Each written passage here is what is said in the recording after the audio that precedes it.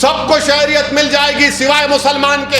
ये काम बीजेपी भारत में करना चाहती है, मगर ये CAA मजहब की बुनियाद पर बनाया गया।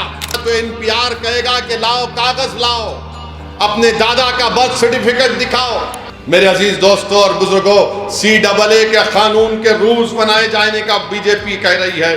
मैं फिर से कह रहा हूं, CAA बनेगा तो ये आज बीजेपी ऐसे दुमछल्लों को तैयार करी है, इन चमचों को जो टोपियां पहनकर आकर बोल रहे नहीं CAA से कुछ नहीं होता। दीवाने, तू जमीर बेच सकता है बीजेपी RSS की चौखट पर, मर तो सच्चाई को नहीं छुपा सकता।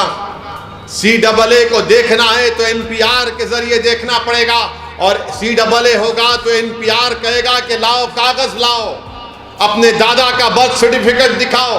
जो नहीं दिखाएगा डाउटफुल लिस्ट में उसको डाल दिया जाएगा। और सबसे ज्यादा तकलीफ होगी भारत में मुसलमानों को, दलितों को, आदिवासियों को। कोई भी जाकर NPR NRC के जरिए कहेगा कि असदुद्दीन ओवैसी या फुला जिसका नाम मुसलमान होगा, ये डाउटफुल है। बर्डन ऑफ प्रूफ आप पर गिरा दिया जाएगा। ये काम बीजेपी भारत में करना चाहती है, और ये लोग कहते नहीं कुछ नहीं होगा। अरे हम जानते हैं, CAA को NPR NRC के सामने रखकर देखना पड़ेगा। मैं भारत के मुसलमानों से अपील कर रहा हूं, देखो इन बातों को। मैं जज्बात में लाने के लिए नहीं कह रहा हूं, सच्चाई बयान कर रहा हूं।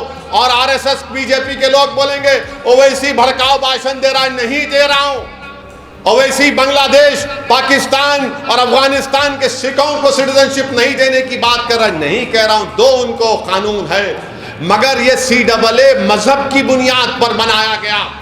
सबको शहरियत मिल जाएगी सिवाय मुसलमान के।